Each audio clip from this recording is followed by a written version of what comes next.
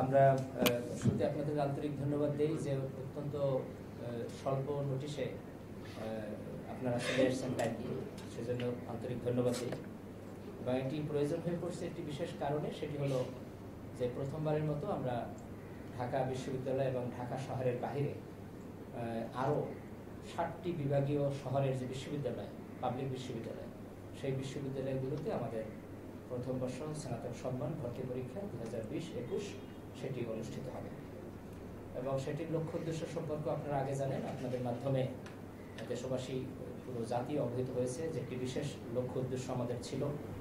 সেটি হলো যে শিক্ষার্থী, অভিভাবক তাদের যে বিভিন্ন ধরনের ভোগান্তি, সময়, শ্রম, অর্থ, সেটি সাশ্রয়ী দৃষ্টিভঙ্গি নেওয়া, ভোগান্তি লাঘব, সে কারণেই মূলত ঢাকা বিশ্ববিদ্যালয় একাডেমিক কাউন্সিল এবং জেনারেল অ্যাডমিশন কমিটি তারা বহু আলাপ আলোচনার পরে এই ধরনের একটি সিদ্ধান্ত নিয়েছি, যাতে শিক্ষার্থীরা কম সময়ে তাদের পরীক্ষা কেন্দ্রে যেতে পারে, ভোগান্তি লাঘব ঘটে এবং অর্থ সাশ্রয়ী হয়।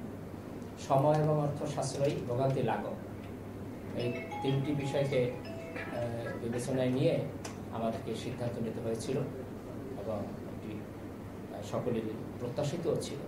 ফলে সেই কারণেই আপনাদের মাধ্যমে এই বিষয়গুলো সংশ্লিষ্টকে পুনরায় অবহিত করা, আপনাদের সদয় সহযোগিতা গ্রহণ, সেটিও জরুরি। কারণ আপনারা যেভাবে তথ্য উপাত্ত উপস্থাপন করে, তথ্য সরবরাহ করে যারা ব্যবস্থাপনায় আমরা থাকি, তারা যে কোনো সিদ্ধান্ত নিতে খুব সহায়ক হয়।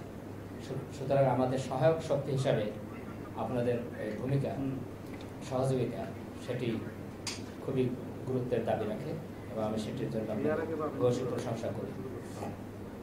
আরেকটি বিষয় হলো যে একই সঙ্গে যে 7টি বিভাগীয় শহরের বিশ্ববিদ্যালয় যেখানে অনুষ্ঠিত হবে পরীক্ষাগুলো, সেই বিশ্ববিদ্যালয়গুলোর নামও আপনারা হয়তো জানেন। যে চট্টগ্রাম বিশ্ববিদ্যালয়, সেটি থাকবে একটি ইউনিট আমাদের, রাজশাহী বিশ্ববিদ্যালয়, খুলনা বিশ্ববিদ্যালয়, বাংলাদেশ কৃষি বিশ্ববিদ্যালয় ময়মনসিংহ, শাহজালাল বিজ্ঞান ও প্রযুক্তি বিশ্ববিদ্যালয় সিলেট, বরিশাল বিশ্ববিদ্যালয় বরিশাল, বেগম রোকেয়া বিশ্ববিদ্যালয় রংপুর।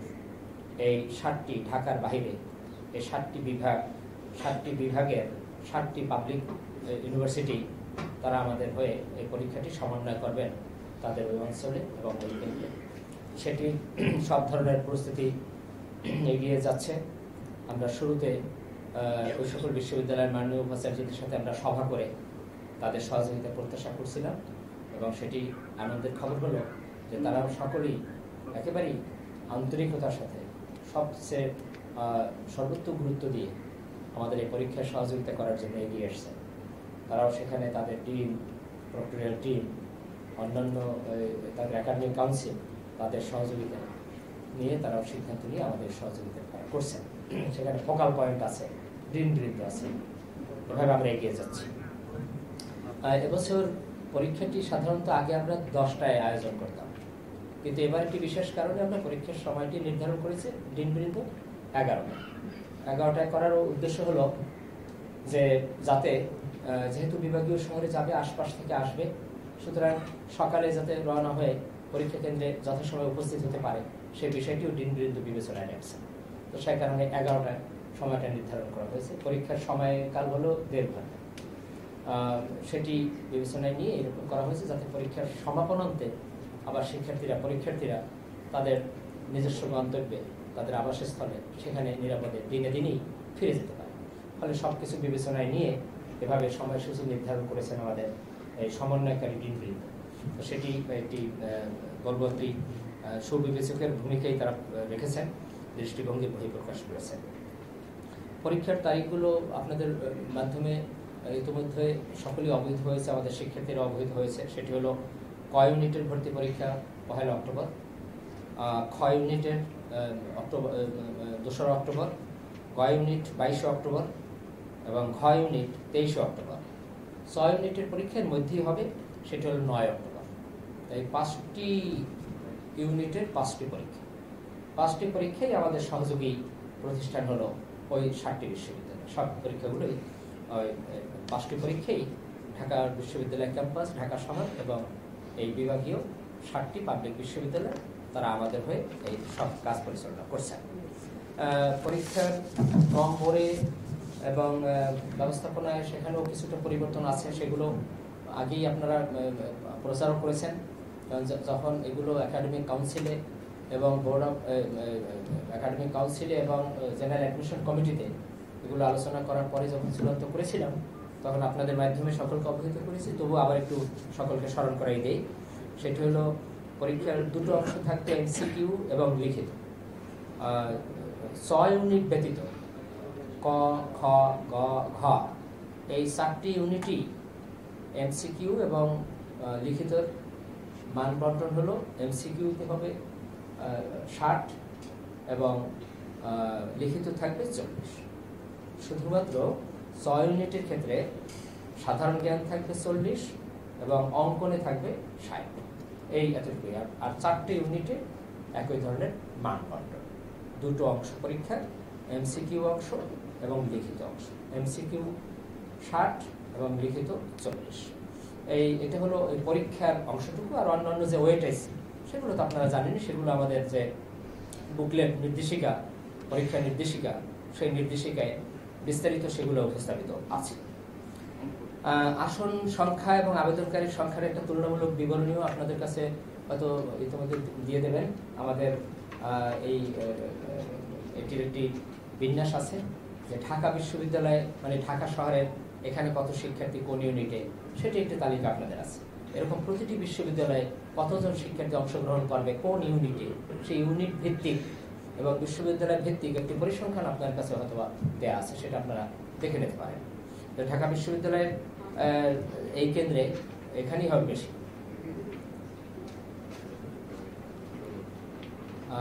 58,603 এটা হলো ক ইউনিটে। খ ইউনিট হবে 18,850, গ ইউনিটে 17,137, ঘ ইউনিটে 61,850, চ ইউনিটে 8,166। এই মোট হবে, এই ঢাকা বিশ্ববিদ্যালয়ের মোট পরীক্ষা দেবে 1,64,606। আপনাদের এই ঘরটি না রাখলেও দরকার ছিল।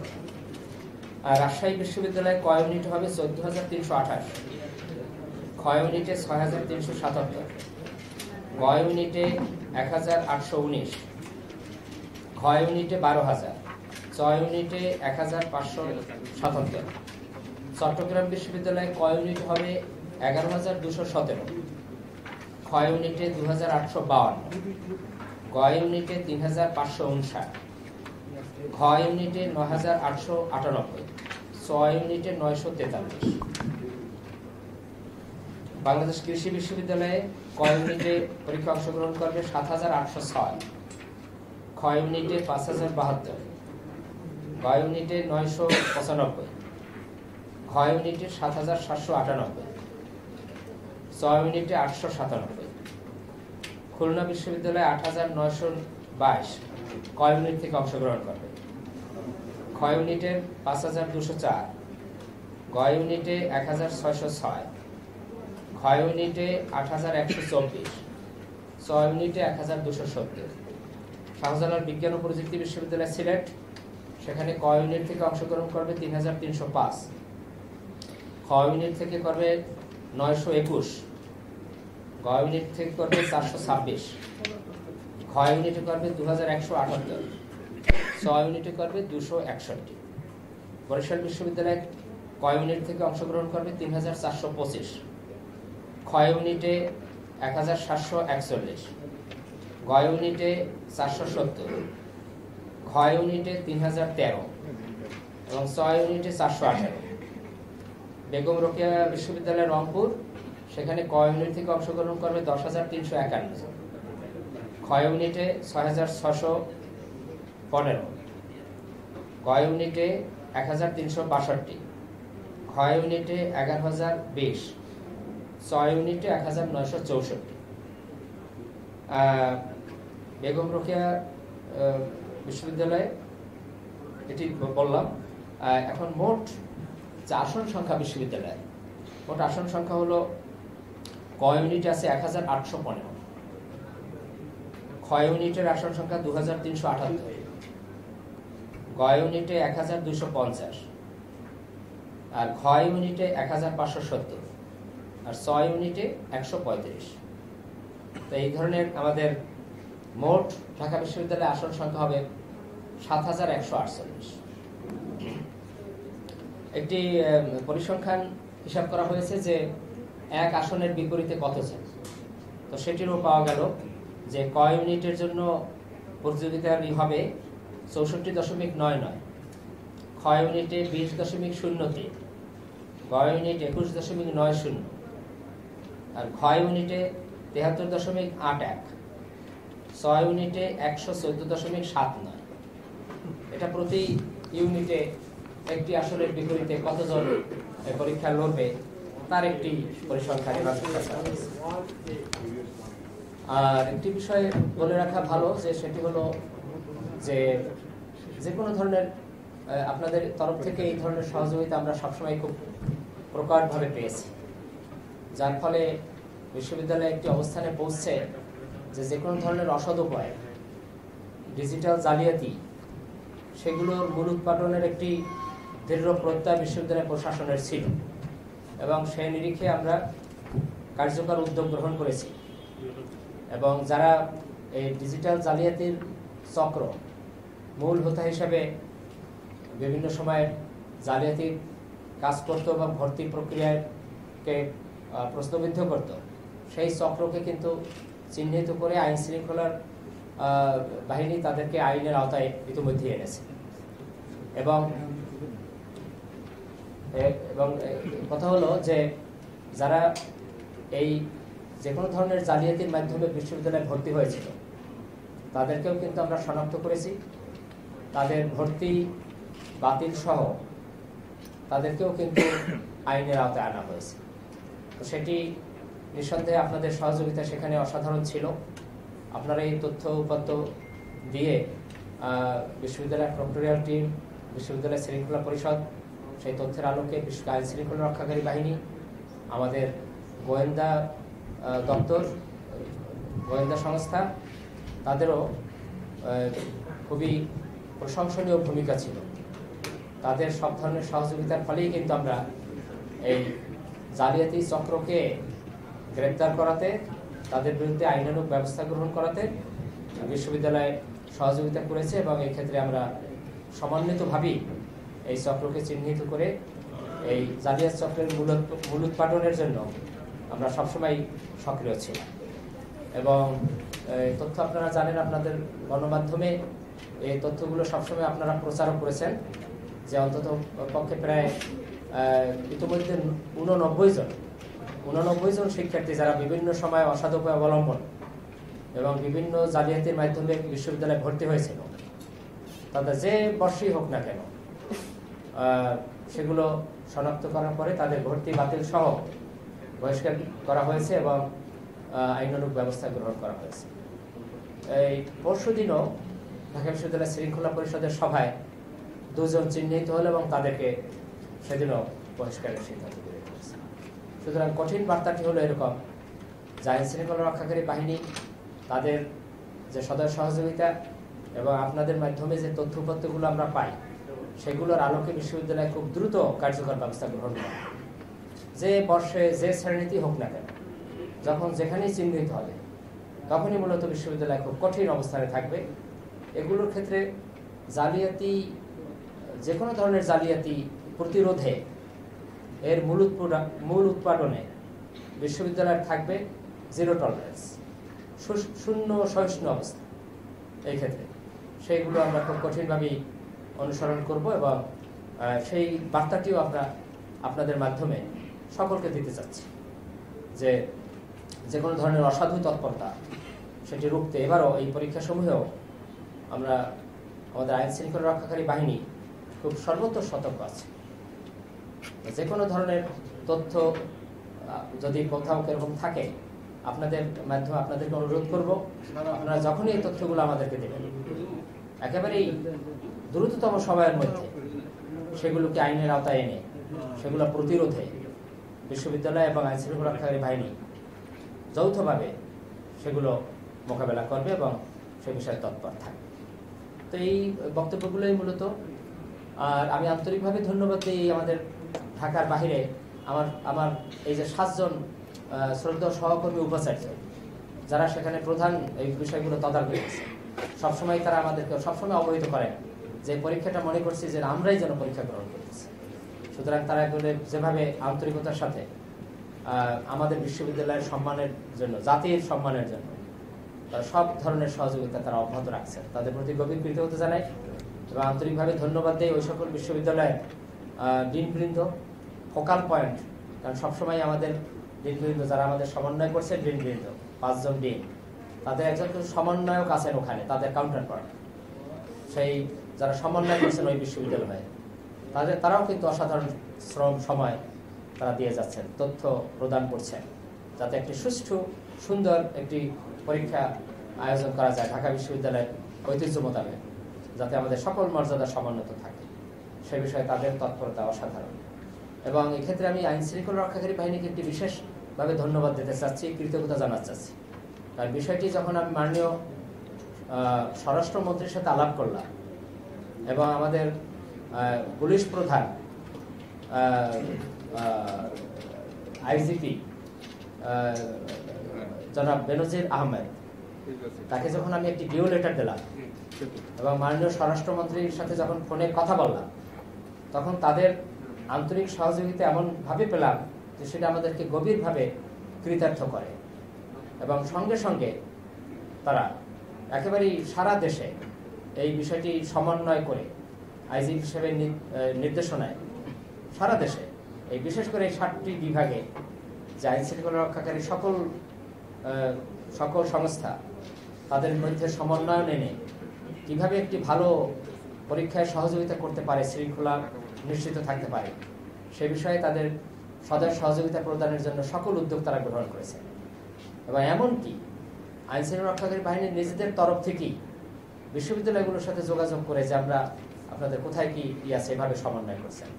সুতরাং একটি বলা যাবে একটি অসাধারণ সহযোগিতা এবং কর্মতৎপরতা, যেটি আমাদেরকে একটি আস্থার জায়গায় নিয়ে যায় এবং আমাদের যে ব্যবস্থাপনা ডিনবৃন্দ করেছেন তারাও খুব স্বাচ্ছন্দ্য বোধ করছেন যে সব মহলের এই যে সহযোগিতা পাওয়া। ঠিক একইভাবে গোয়েন্দা নজরদারি বিষয়, সেটিও কিন্তু পুলিশ প্রধান সংশ্লিষ্টদেরকে নির্দেশনা দিয়েছেন যে তথ্য উপাত্ত এগুলোর আদান প্রদানের মাধ্যমে যাতে দ্রুত যে কোনো অপরাধী চক্র, যে কোনো ধরনের অসাধু চক্র, জালিয়াতি চক্রের হোতা তাদেরকে দ্রুত শনাক্ত করা যায়, সেই বিষয়গুলোর জন্য সর্বোচ্চ সজাগ আছে। তো আপনাদেরও সেক্ষেত্রে ভূমিকা অনন্য। বিগত সময়ে আমরা দেখেছি যে আপনারা কিন্তু এই তথ্যগুলো যথাসময়ে যে তথ্যগুলো দিয়েছেন সেগুলোই বড় ধরনের ঝুঁকিকে মোকাবেলা করার জন্য সহায়তা হয়েছে। তো সেই কারণে আপনাদের সেই সদয় সহযোগিতা এবং কর্মতৎপরতা সেটিও অব্যাহত থাকবে, সেই প্রত্যাশা রাখি, সেই অনুরোধ আপনাদের প্রতি আমি রাখি। আমাদের ডিনবৃন্দ যেহেতু একটি ভিন্ন পরিপ্রেক্ষিতে এবং একটি প্রথমবারের মতো একটি ভিন্ন ধরনের ভিন্ন পদ্ধতিতে আমাদের এই পরীক্ষাগুলো অনুষ্ঠিত হচ্ছে, সেই কারণে ডিনদেরও কিন্তু এটি মানে তাদের যে কত ধরনের নতুন নতুন অভিজ্ঞতা, নতুন নতুন চ্যালেঞ্জ মোকাবেলা করে আজকের এই পর্যন্ত তাদের আসতে হবে, সেটি আপনাদের এই পরীক্ষার পরে ডিনবৃন্দ এক সময় আপনারা কেউ জানতে চাইলে ডিনবৃন্দ আপনাদেরকে বলতে পারবেন যে কত ধরনের কাজের সাথে তাদেরকে এবার এই পরীক্ষার আয়োজন করতে হয়েছে। একটি যেহেতু ভিন্ন মাত্রার ভিন্ন প্রক্রিয়ায় পরীক্ষা, এটি নজিরবিহীন, এটা কখনো ঘটেনি আমাদের দেশে, আমাদের বিশ্ববিদ্যালয়ে, সেটি আমরা করতে যাচ্ছি। তো ফলে ডিনবৃন্দকেও যারা আছেন এখানে সকলেই 5 জন অন্তত পক্ষে তাদের কর্মপ্রয়াস, কর্মপদ্ধতি, কর্মকৌশল সেগুলো নতুন করে বিভিন্নভাবে সাজাতে হয়েছে, গ্রহণ করতে হয়েছে। সেটি হয়তো বা সামনের দিনগুলোতে যারা আবার দায়িত্ব পালন করবেন তাদের জন্য সেটি হয়তো সহায়ক হবে। কিন্তু যেহেতু এরাই হলেন পাথ ফাইন্ডার, পথ প্রদর্শক, মূল কাজটি এদের মাধ্যমে হলো বিশ্ববিদ্যালয় জাতির বৃহত্তর স্বার্থে, এবং এই কাজটি করার জন্য আমরা বিশেষভাবে কৃতজ্ঞ।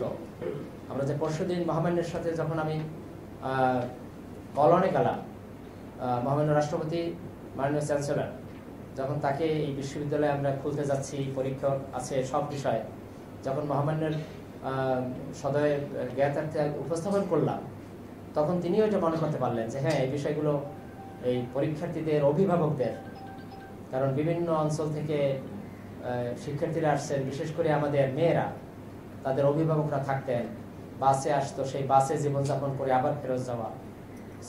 শিক্ষার্থীরা বিভিন্ন সময় বিভিন্ন জায়গায় খুবই মানবতর সময় তাদের কাটাতে হতো। সেই লাঘবে মাননীয় রাষ্ট্রপতি, মাননীয় চ্যান্সেলরেরও অনেক সময় আমাদের অনেক পরামর্শ, অনেক অনুশাসন ছিল। সবকিছু মিলে সেটি আমরা করতে পেরেছি। সেখানে তিনিও সন্তোষ প্রকাশ করেছেন, বলছেন যে না, এটি ভালো উদ্যোগ, এটি জাতির বৃহত্তর স্বার্থে অভিভাবক এবং শিক্ষার্থী সকলেরই ভোগান্তি লাঘব, অর্থ এবং সময় সাশ্রয় ঘটানো, সেটি আমরা অ্যাড্রেস করেছি। তিনি সন্তোষ প্রকাশ করেছেন। প্রথমবারের সে কারণে বলছি যে আপনাদেরও সহযোগিতা এবার বেশি দরকার। আগে যখন ঢাকাতে হতো তখন আপনারা সবাই এখানে থাকতেন, তাৎক্ষণিকভাবে ডিনদেরকে কথাগুলো দিতে পারতেন। এবার বিভিন্ন জায়গায় যেহেতু পরীক্ষা, সুতরাং আপনাদের যে নেটওয়ার্কিং সেটি খুব গুরুত্বপূর্ণ হবে। গোয়েন্দা নজরদারি সেটি তো আছেই, কিন্তু আপনাদের নেটওয়ার্কিংটাও কিন্তু কম নয়, বিশাল নেটওয়ার্ক। সংবাদ মাধ্যম, গণমাধ্যম, সামাজিক মাধ্যম, সেগুলো কিন্তু খুব শক্তিশালী। তো ফলে যখন কোনো অনাকাঙ্ক্ষিত, অনভিপ্রেত কোনো তথ্য থাকলে তাৎক্ষণিকভাবে যদি আমাদের সমন্বয়কারী ডিনবৃন্দকে আপনারা অবহিত করেন, তাহলে বিশ্ববিদ্যালয় একেবারেই দ্রুত রেসপন্স করবে। কেননা আমাদের এক্ষেত্রে যে কথা বললাম, অসাধুতা, জালিয়াতি, যে কোনো অপতৎপরতা, সেগুলো রুখতে এবং সেগুলোর মূলোৎপাটন করতে আমরা দৃঢ় প্রতিজ্ঞ। তো এই কথাগুলি বলি। ভর্তি কমিটির সাথে জড়িত ছিলেন আমাদের এই যে বিভিন্ন জায়গায় হবে একটি অনলাইন ভর্তি কার্যক্রম আছেন, জানেন আপনারা, সেটা খুবই একটা কম্পিটেন্ট বডি দ্বারা পরিচালিত হয়। ঢাকা বিশ্ববিদ্যালয় কম্পিউটার সায়েন্স, আইআইটি, সেখানে বিশেষজ্ঞ আমাদের সহকর্মী, তারা আমাদের সহকর্মী অধ্যাপক বৃন্দ সেখানে জড়িত। তার প্রধান হিসেবে দায়িত্ব পালন করছেন প্রফেসর মোস্তাফিজুর রহমান, তিনি একেবারে সর্বডানে আছেন, উল্লেখই করিনি, তিনি আছেন। তিনি এগুলো এই অনলাইন কার্যক্রমে ডিজিটাল প্রযুক্তির ঢাকা বিশ্ববিদ্যালয় এক্ষেত্রে বেশ সক্ষমতা অর্জন করেছে এবং আমাদেরগুলো অনেক সিকিউর। সেটির কারণ হলো এখানে খুব বাংলাদেশের সেরা সেরা যে মানুষগুলো কম্পিউটার সায়েন্সেই, আইআইটিতে, তারাই ঢাকা বিশ্ববিদ্যালয়ে আছেন। তাদের সহযোগিতায় এবং তাদের কর্মপ্রয়াসই এই সকলগুলো পরিচালিত হয়। তাদেরকে আমি আন্তরিক ধন্যবাদ দিই যে এই ধরনের একটি বিশাল কর্মযজ্ঞ সম্পাদনে, অনলাইনে ডিজিটাল প্রযুক্তির বিকাশে সেটি ঢাকা বিশ্ববিদ্যালয়ের যে সক্ষমতা, সেটির পিছনে এই মানুষগুলোর ভূমিকা অনেক। উনি এবং ওনার সহকর্মী, তাদের সকলকে ধন্যবাদ দিই। আমাদের আইন শৃঙ্খলা রক্ষাকারী বাহিনীর সাথে প্রক্টোরিয়াল টিম, আপনাদের জেনে এটাও ভালো লাগবে, আমাদের প্রক্টোরিয়াল বডির এক একজন সহকারী প্রক্টরও বিভিন্ন জায়গায় যাচ্ছেন। আমাদের ডিনবৃন্দ তাদেরকে বিভিন্ন জায়গায় ডেপুট করছেন। প্রক্টর সাহেব ঢাকাতেই থাকবেন, তিনি সমন্বয় করছেন সব বিশ্ববিদ্যালয়গুলোর সাথে, সেখানে তাদের কাউন্টার পার্ট, তাদের সাথে সমন্বয় করছেন। আর এখানে ভিজিলেন্স এখানেও লাগবে, এখান থেকে সমন্বয় করা সহজ হবে, তবে সেটা আছেন। এভাবেই আমাদের সমন্বিতভাবে সমন্বয়নের মাধ্যমে আমাদের সব প্রস্তুতি এখন একেবারেই আমরা চূড়ান্ত পর্যায়ে। হয়তোবা ডিনবৃন্দের কিছু কনফিডেন্সিয়াল কিছু কিছু কাজ একান্তইভাবে তাদের নিজেদের পরীক্ষা সংক্রান্ত এমন কিছু কাজ হয়তো আছে, যেটি হয়তো এখন তারা কেউ সম্পাদন করছেন, কেউ হয়তো করতেছেন, তার ইশারায় এখন একটু উপস্থিত আছেন, কিন্তু সেই কাজগুলো তারা করে যাচ্ছেন। তো এতটুকুই আপনাদের সামনে আমার উপস্থাপনের এইটা, যেটি মোদ্দা কথা হলো প্রথমবারের মতো করা। সুতরাং কোথাও কোনো ত্রুটি বিচ্যুতি, কোনো ল্যাকুনা, কোনো ল্যাপস আপনাদের চোখে আসলে সেগুলো তাৎক্ষণিকভাবে যদি বলেন ডিনবৃন্দকে, ওনারা সংশোধন করতে পারবেন। কারণ উৎকর্ষ অর্জন একটি চলমান প্রক্রিয়া, সেগুলো যতই আন্তরিকতাভাবে দরদ দিয়ে দক্ষতার সাথে করার প্রয়াস নেওয়া হবে, ততই একটি জিনিস উৎকর্ষের শীর্ষে উঠবে। এটাই হলো পেশাদারিত্ব। সেই সর্বোত্তম পেশাদারিত্বের জায়গা থেকেই সকল আয়োজন সেটি করার প্রয়াস আছে। ইনশাল্লাহ 1 তারিখে 1 অক্টোবর সব থাকলে পরীক্ষাটি অনুষ্ঠিত হবে। তো আপনাদের সকলেরও শুভেচ্ছা কামনা করি, আপনাদের সকলের জন্য শুভেচ্ছা রইল। তো এতটুকু। জিএসটি যে বিশ্ববিদ্যালয় বিদেশে সাধারণ এবং সায়েন্সের তারা প্রথমবারের মতো উচ্চ পদ্ধতির পরীক্ষায় যাচ্ছে। ইউজিসি বলছে, যদিও আমরা জানি যে প্রত্যেকটা বিশ্ববিদ্যালয় বড় বিশ্ববিদ্যালয় নিজস্ব আইন দিয়ে চলে, ইউজিসি বলছে যে শিক্ষার্থীদের ভোগান্তির বিষয় যদি হয় সেই লাঘব করা যদি হয় তাহলে ঢাকা বিশ্ববিদ্যালয় ও বড় বিশ্ববিদ্যালয়গুলো কেন আসবে? Number one. আর আমরা 2018 সালে দেখেছি যে 6 ইউনিটের প্রশ্ন ফাঁস হয়েছে। আমরা চাই না ঢাকা বিশ্ববিদ্যালয়ের প্রশ্ন ফাঁস হোক। যখন ঢাকাতেই পরীক্ষা হয় প্রশ্ন ফাঁসের ঘটনা হবে তখন 7টা বিভাগে আপনারা তো যাই হোক, অনেক বিতর্ক, অনেক আলোচনার পর ঢাকা বিশ্ববিদ্যালয়ে একাডেমিক কাউন্সিল এবং জেনারেল অ্যাডমিশন কমিটি সিদ্ধান্ত নিয়ে আমাদের 1 তারিখে এই ঢাকা বিশ্ববিদ্যালয় এবং ঢাকা শহরের বাইরে 7টি বিভাগীয় 7টি পাবলিক বিশ্ববিদ্যালয়ে আমাদের পরীক্ষা অনুষ্ঠিত হবে। এবং উদ্দেশ্যটি হলো যে শিক্ষার্থী এবং অভিভাবক তাদের যে বিভিন্ন ভোগান্তি সেটি লাঘব এবং সময় এবং অর্থ সাশ্রয়ী দৃষ্টিভঙ্গি নিয়ে সেটি করা। তো সেটি সর্বমহলে প্রশংসিত হচ্ছে এবং আপনাদের মাধ্যমে সেটি আরও আপনারা একটি নতুন উচ্চতায় নিয়েছেন। এই একটি বিষয়। আরেকটি বিষয় হলো যেটি বললাম যে কোনো অসাধু তৎপরতা এবং যে কোনো ধরনের জালিয়াতি তার বিরুদ্ধে সকল মহল, বিশেষ করে আইন শৃঙ্খলা রক্ষাকারী বাহিনী, গোয়েন্দা বিভাগ, আমাদের সংশ্লিষ্ট যারা আছেন তারা, আর বিশেষ করে আপনাদের সহযোগিতা তো আছেই। তো ফলশ্রুতিতে আমরা ওই বিষয়গুলো বিবেচনায় রাখছি সর্বোত্তমভাবে, কিন্তু কোনোভাবেই শঙ্কার কারণ নেই। একেবারেই সর্বোত্তম উপায়ে, সর্বোত্তম পেশাদারিত্বের জায়গা থেকেই একটি ভালো পরীক্ষা আয়োজনের জন্য যা কিছু দরকার সেগুলোই দিনবৃন্দ সেভাবেই করছেন। এবং যেভাবে আপনারা সহযোগিতা করছেন তাতে কোনো হতাশা এবং শঙ্কা সেই বিষয়গুলো খুব বিবেচনায় নেওয়ার কারণ নাই। আপনাদের সহযোগিতা থাকলে আশা করি আপনারাও পরবর্তীতে সম্মানিত হবেন, বিশ্ববিদ্যালয়কেও সম্মানিত করতে পারবেন। অনেক ধন্যবাদ।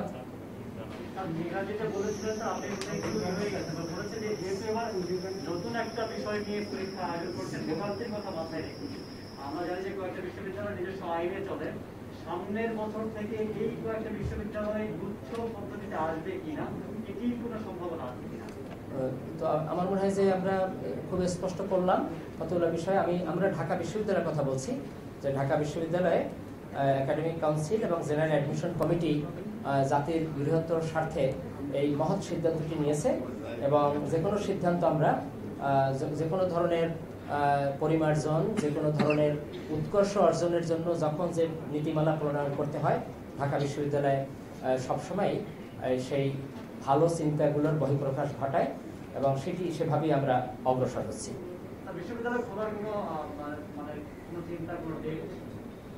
বিশ্ববিদ্যালয়ের বিশেষ করে আবাসিক হলগুলো খোলার জন্য তো একটি সিদ্ধান্ত আমাদের আছে। আপনারা সেটি গণমাধ্যমে প্রচার করে আমাদের শিক্ষার্থীরা যারা যেখানে আছে তাদেরকে অবহিত করেছেন। 5ই অক্টোবর আমাদের আবাসিক হলগুলো মাস্টার্স এবং অনার্স শেষ বর্ষে যে শিক্ষার্থীরা অন্ততপক্ষে 1 ডোজ টিকা গ্রহণ করেছে, যারা হলে অবস্থান করত, সেই শিক্ষার্থীরা আমাদের আবাসিক হলে আসবে। আর ইতিমধ্যে তো বিশ্ববিদ্যালয়ের একটি অংশ খুলে দেওয়া হয়েছে, আমাদের কেন্দ্রীয় লাইব্রেরি, বিভাগীয় এবং ইনস্টিটিউটের সেমিনার লাইব্রেরি, সেগুলো খুলে দেওয়া হয়েছে যাতে সেখানে শিক্ষার্থীরাও একই শর্ত, সেই শর্তে এবং তারা স্বাস্থ্যবিধি অনুসরণ করে লাইব্রেরি ব্যবহার করছে, সেগুলো আপনাদের মাধ্যমে আমি আরও বেশি দেখতে পেরেছি। এবং শিক্ষার্থীরা যে স্বাস্থ্য সচেতন এবং তারা যে শৃঙ্খলা বোধ সম্পন্ন, সেটি দেখেও আমাদের একটি আশার জায়গা খুব শক্তিশালী হচ্ছে যে তারা নিজেরা স্বাস্থ্য সচেতন, স্বাস্থ্যবিধি অনুসরণ করছেন এবং নিয়ম নীতি অনুসরণ করে পাঠাগার, সেমিনার লাইব্রেরি, কেন্দ্রীয় লাইব্রেরি সেগুলো ব্যবহার করছে। এটি শিক্ষক হিসাবে আমাদেরকে খুবই আনন্দ দেয় যে এইটি মূলত জাতির উপরেও এর একটি ইতিবাচক প্রভাব পড়বে যখন দেখবে ঢাকা বিশ্ববিদ্যালয়ের শিক্ষার্থীরা স্বাস্থ্যবিধি অনুসরণ করে, হেলথ প্রোটোকল মানে, তারা শৃঙ্খলা বোধ তাদের আছে। এটি জাতির জন্য একটি আনন্দের এবং একটি শক্তির উৎস।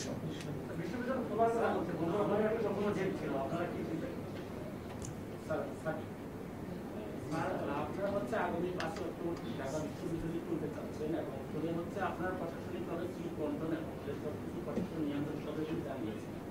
কিন্তু আমরা ইতিমধ্যে দেখতে পাচ্ছি ঢাকা বিশ্ববিদ্যালয়ে অন্তত 5টি হলে এখনো শিক্ষার্থীরা অবস্থান করছেন এবং হল প্রশাসনে কোন ধরনের কথা তারা শুনতে পাচ্ছেন এবং হল প্রশাসন কোন ধরনের ব্যবস্থা নিতে পারছেন। তো স্যার আপনারা এখনই হলগুলো বন্ধ হলগুলো নিয়ন্ত্রণ করতে পারছেন না, কিভাবে হলগুলো খুলে তাদের দেখুন, এটি তো এখানে কোনো প্রাধ্যক্ষ আছেন কি তাহলে বলতে পারতেন যে আমাদের কাছে এই তথ্যগুলো নেই। আর আমরা জানি যে এই হলগুলো যে 5ই অক্টোবর খুলবে তখন কিন্তু তাদের সকল ধরনের স্বাস্থ্যবিধি অনুসরণের জন্য যে সকল প্রস্তুতি, সেই প্রস্তুতিগুলো এগিয়ে যাচ্ছে এবং ইতিমধ্যে আমাদের যে সিদ্ধান্ত, সেই সিদ্ধান্ত অনুসরণ করে শিক্ষার্থীরা যেভাবে লাইব্রেরিতে আসছে সেটি সবই তো একটি শৃঙ্খলার বহিঃপ্রকাশ।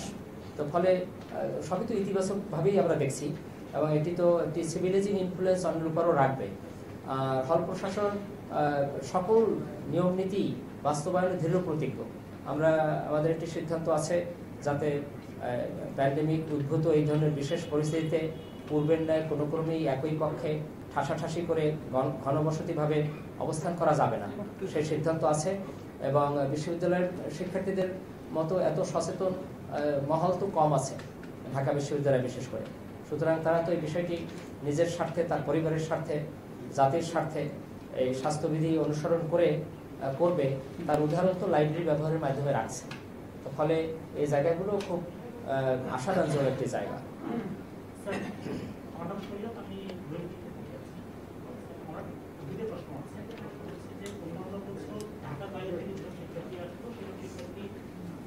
বিভিন্ন হলে যে শিক্ষার্থীরা ছিল ঢাকা বিশ্ববিদ্যালয়ে পরীক্ষার্থীরা বিভিন্ন হলে থাকা শিক্ষার্থীদের কাছে থাকবে। এবার যেহেতু কোভিডকালীন পরিস্থিতি, সেই পরিস্থিতিতে আসলে শিক্ষার্থীরা থাকতে পারছে না, থাকার কোনো সুযোগ নেই। ঢাকার বাইরে থাকা আসা শিক্ষার্থীদের জন্য বা বিভিন্ন বিভাগীয় শহরে বাইরে থেকে আসা শিক্ষার্থীদের জন্য আসার কোনো ব্যবস্থা আছে কিনা? আরেকটা বিষয় স্যার, এবার প্রথমবারের মতো দেশের 7টা বিভাগীয় শহরে পরীক্ষা হচ্ছে এখানে স্যার বিভাগীয় শহরগুলোতে ঢাকা বিশ্ববিদ্যালয়ের নীতি কিভাবে থাকছে বা কোন প্রশাসনিক বিন্যাসে আসলে পরীক্ষাগুলো হবে সেই বিষয়ে। আচ্ছা, এটা প্রথমত এই ভর্তি পরীক্ষাটা কিভাবে অনুষ্ঠিত হবে তার পূর্ণাঙ্গ নির্দেশনা ওই নির্দেশিকায় আছে। আমাদের যে একটা ইউনিট থেকে সমন্বয়কারী বৃন্দ যে একটা নির্দেশিকা বের করেন, সেই ওয়েবসাইটে সেই নির্দেশিকা দেওয়া আছে। সুতরাং সেই পরীক্ষাগুলো প্রথম বর্ষের ভর্তি পরীক্ষা সেই নির্দেশিকা মোতাবেক অনুষ্ঠিত হবে। আর দিনবৃন্দ আমাদের এখান থেকে যারা টিম যাবেন তাদের জন্য নিজস্ব ব্যবস্থাপনা আছে, সেই দুই বিশ্ববিদ্যালয় সমন্বয় করে সেই কাজগুলো তারা এগিয়ে নিচ্ছেন।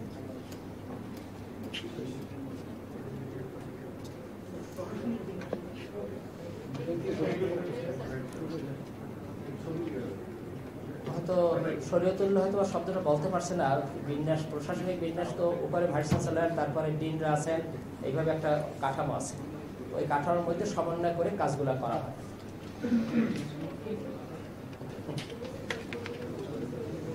আর কিছু আছে আপনাদের বন্ধুরা বলেন?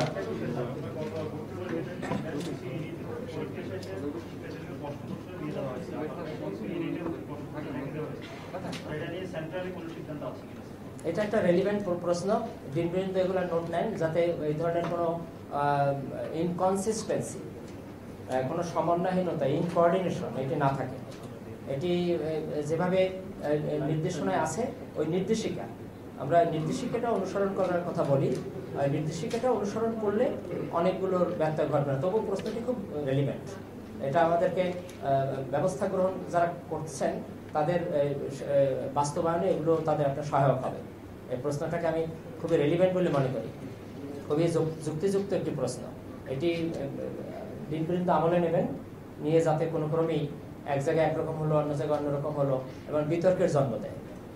এবং আমাদের অনেক বন্ধু আছেন ছোট একটি বিতর্ক নিয়ে অনেক বড় আকারের একটি তৈরি করতে চান। তো সুতরাং সেই সুযোগটি কোনো বন্ধুকে না দেওয়াই উচিত হবে।